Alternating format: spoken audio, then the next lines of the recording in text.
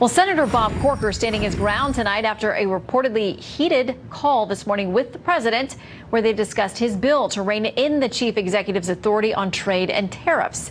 Senator Lindsey Graham issuing a statement in support of the president. Now Majority Leader Mitch McConnell is coming down on the side of the White House. Yeah, I don't think we need to be trying to rein in the president through legislation. Number one, it'd be an exercise in futility because he wouldn't sign it. And not surprising, the Democrats are also looking to clip the president's foreign policy wings as well. Joining us now, Fox News contributor Leslie Marshall and radio host on WMAL in Washington, Larry O'Connor. Larry and Leslie. Hi, Shannon. Thank you for joining us. Good to see you tonight. All right, let me play a little bit of what Senator Corker had to say, because there's kind of this conversation on the Hill. Do you go after the president and his moves on trade through legislation, as Corker's trying to do, or have private meetings, which is more what Senator Perdue has been trying to do? Here's what Corker says.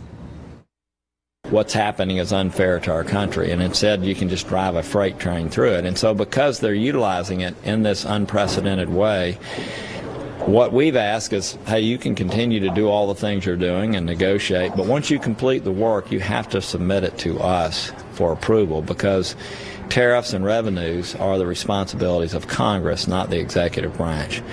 But Leslie, the president's been making some very bold moves with regard to these tariffs on a number of fronts the last few months. I don't have a problem with Congress wanting to have their eyes on and approval, thumbs up or down, with what happens not only with tariffs but even with North Korea. But Corker's legislation and the timing of this, Shannon, is a big problem for me, even as a Democrat. I support having tariffs, and the reason I do is we have had an unprecedented trade deficit for over a decade. He talked tough on China. It was one of the reasons you had blue-collar workers vote for him. And the timing of this is bad because it can really undermine the president's ability and really undermine the leverage that he has going into the G7 summit and even the summit with the North Korean leader Kim Jong-un. And quite frankly, it also lets Russia and China, who really are the big thieves in trade here, if you will, off the hook, and it could send a lot of United Steel workers back to the unemployment line. So I think we need to back the president on this, quite frankly. Well, there's a lot of discussion about whether there will be those who will join Corker, and there are some publicly doing that. It sounds like it's going to be a tough lift to get this through the Senate, and the president's not going to sign it. Yeah. But so there's this discussion in the Washington Post about what Republicans do. It says it's unclear what lawmakers are willing to do besides bark.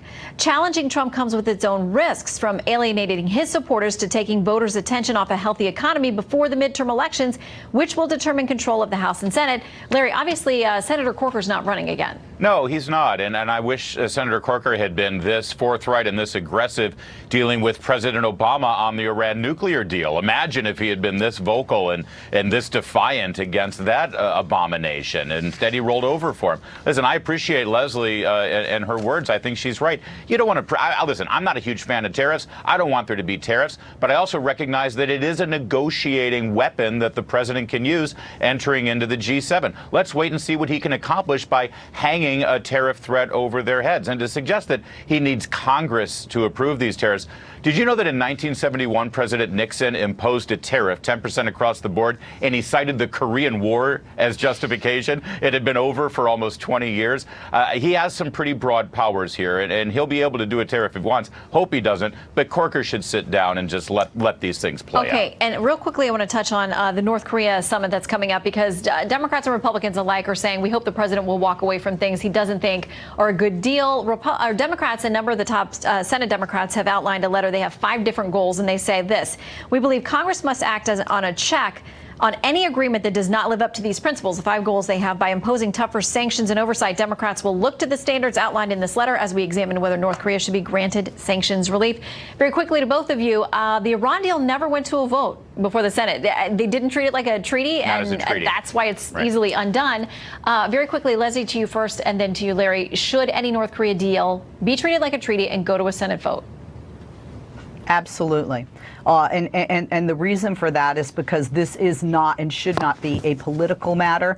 This is a country where our branches are set up the way they are, with the executive and the judicial and the legislative branch, to have those checks and balances. Right. And so it's necessary. I think it's constitutional, quite frankly. Leslie, or Larry, very quick. Yeah, Yes or no? it depends on what it ends up being, but if it is as broad and sweeping as they're saying, I agree. It should be a treaty. It would be the best thing for the president, Lots by of the way. love and agreement between Leslie and Larry tonight, and marking it on the calendar. Big kumbaya Thank you moment, both. yes. All right. Twice in one night. I know. Thank you, guys.